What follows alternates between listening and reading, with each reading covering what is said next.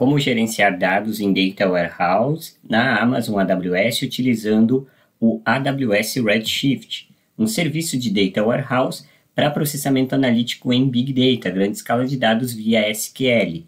Ele é composto por duas formas, tá? Cluster provisionados, que são os nós RA3, DC2, ou também o Redshift Serverless, que provisiona e escala automaticamente recursos para as consultas, o que nós vamos utilizar no encontro de hoje.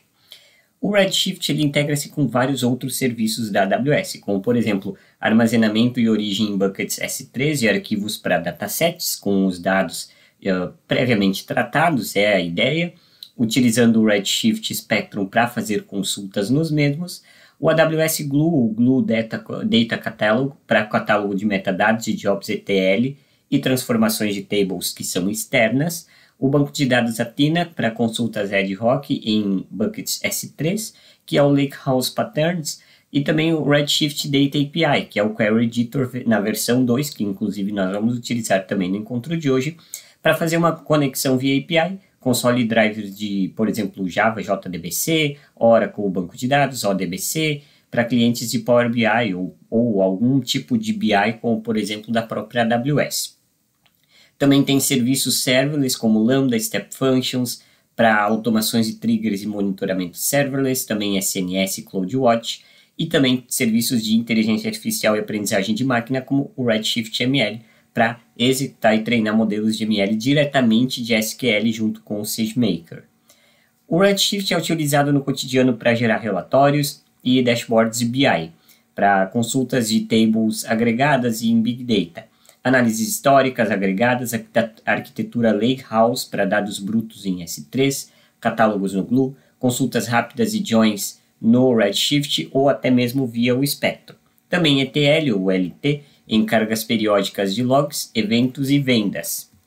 Além disso, ele é utilizado para Machine Learning e Feature Store, como preparar features e usar o Redshift ML para treinar modelos de inteligência artificial, modelos preditivos mais simples. O objetivo no encontro de hoje é nós carregarmos um arquivo de dados, um dataset, um arquivo CSV, em um bucket S3 e usar o Redshift Serverless para criar aí um Data Warehouse e fazer a consulta a esses dados via banco de dados SQL. Para isso, nós precisamos estar cadastrados na AWS com a localização da norte da Virgínia para que todos os serviços funcionem corretamente no mesmo endereço e estejam disponibilizados. É o US One, tá? O US East One. Para isso, nós vamos começar, então, eu criei um arquivo chamado vendas_amostra.csv, um arquivo é um dataset, um arquivo com alguns dados, tá? Separados por vírgula. Você pode encontrar todos esses dados, comandos e, inclusive, o conteúdo do arquivo lá no meu site, ubsocial.github.io. Nós vamos criar, então, na AWS um bucket S3, então, buckets, vamos criar um novo bucket, para colocarmos esse arquivo dentro. Então, podemos vir ali criar um bucket. Você pode colocar o nome que você quiser, tá? Depois nós vamos referenciar esse bucket, você precisa saber o nome desse bucket, tá? Eu vou deixar ele todo, eu só vou desbloquear o acesso público, confirmar o desbloqueio e criar esse bucket.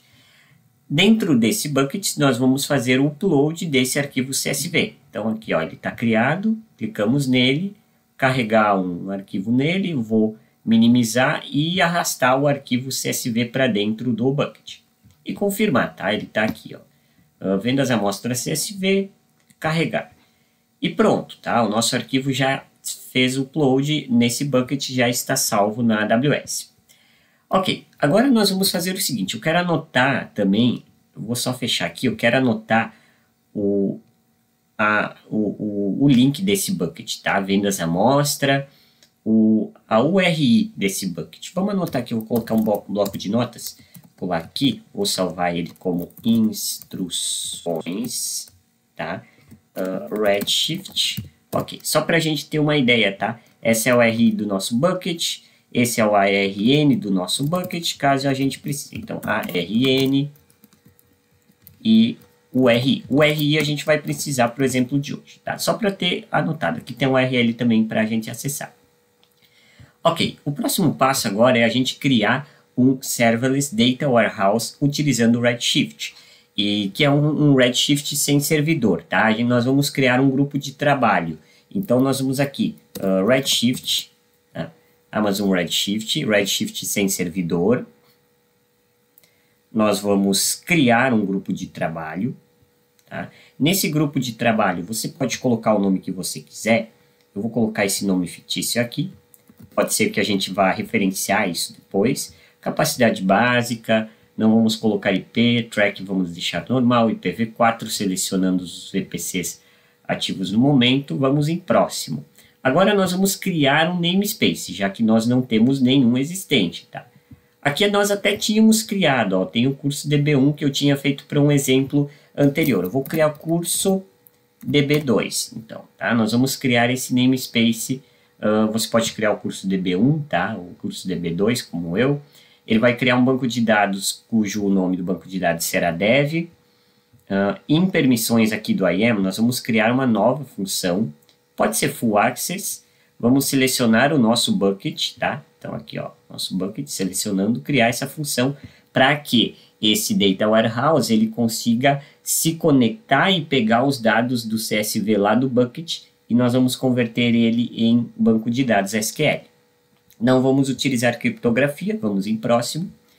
Aqui tem uma breve revisão e vamos criar esse nosso Data Warehouse desse nosso, que vai pegar dados desse nosso bucket. Então aqui, ó, eu tenho o curso DB2, tá?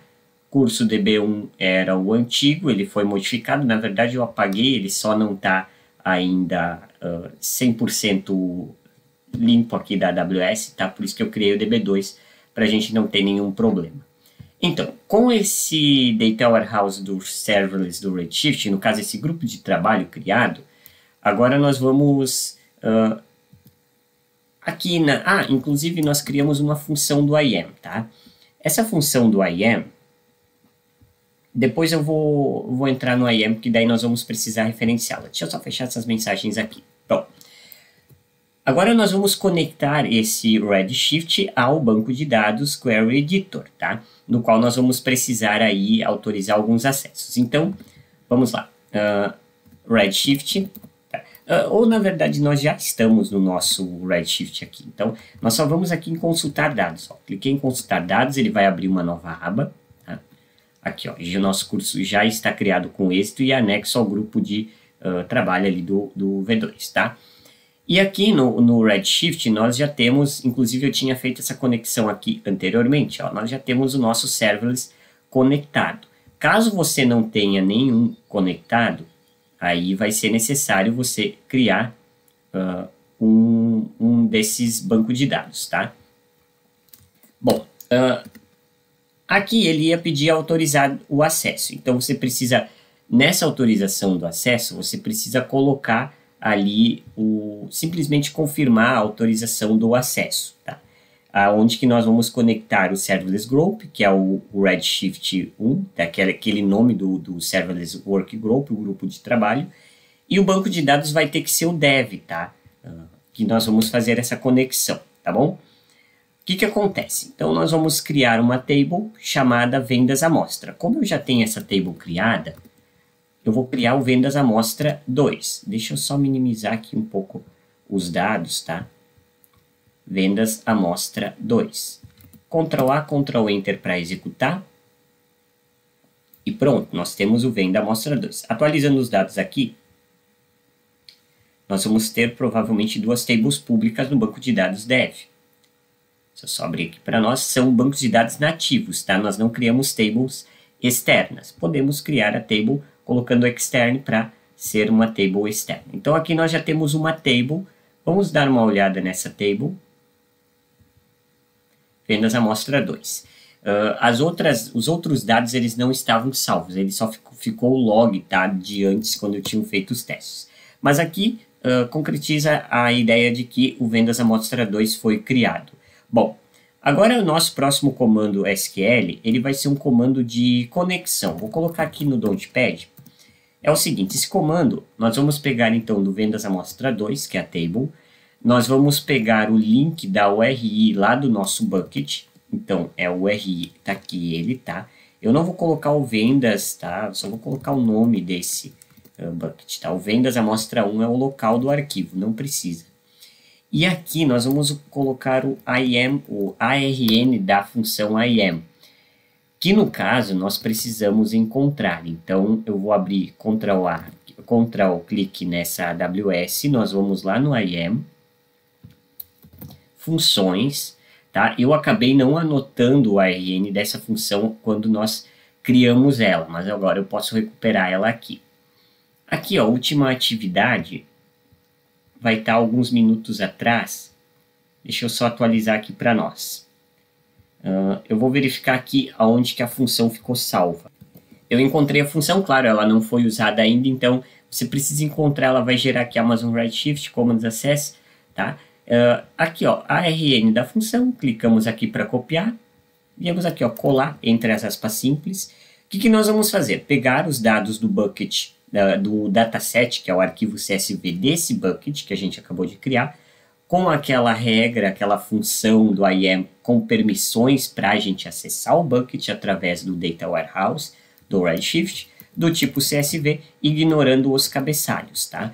Então, nós vamos inserir esses dados aqui. Ctrl C, deixa eu colocar lá para nós, onde que nós temos a consulta. Beleza, aqui, ó. Ctrl V, Ctrl A, Ctrl Enter para executar. Vamos verificar se, sim, os dados foram carregados corretamente. Então, foram alguns dados, na verdade, transpassados, né? Eles foram copiados daquele arquivo CSV nesse bucket S3 e foram colados dentro dessa nossa table vendas _ amostra 2.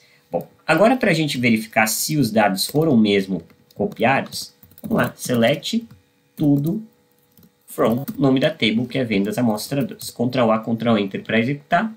Estão aqui os nossos dados cadastrados corretamente nesse nosso novo banco de dados criado a partir desse bucket S3 com um arquivo de dados, um dataset, que é um arquivo CSV simples.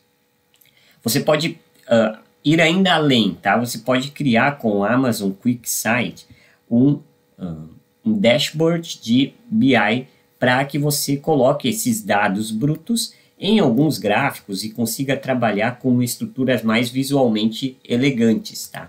Mas esse não vai ser o exemplo para nós, porque nós não vamos utilizar, até porque o QuickSight ele é gratuito por 30 dias, ele não entra no plano Free Tier e eu vou acabar não utilizando porque ele não é necessário, é só para visualização desses dados.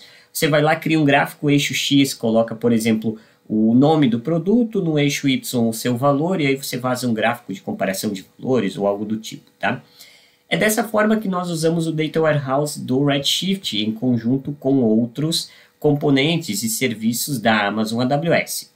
Como nós estamos trabalhando no plano gratuito da AWS Free Tier, é necessário que você apague todas essas soluções que nós criamos agora há pouco através dos serviços da AWS para que não sejam cobrados custos extras além dos gratuitos Free Tier do plano Free Tier da AWS que nós exploramos ao longo do curso. São essas os locais, inclusive algumas verificações para você fazer, se tem alguma coisa cadastrada, ativa, vai lá, desliga, apaga para não ficar nenhum registro, nenhum log no final de resíduo, tá bom?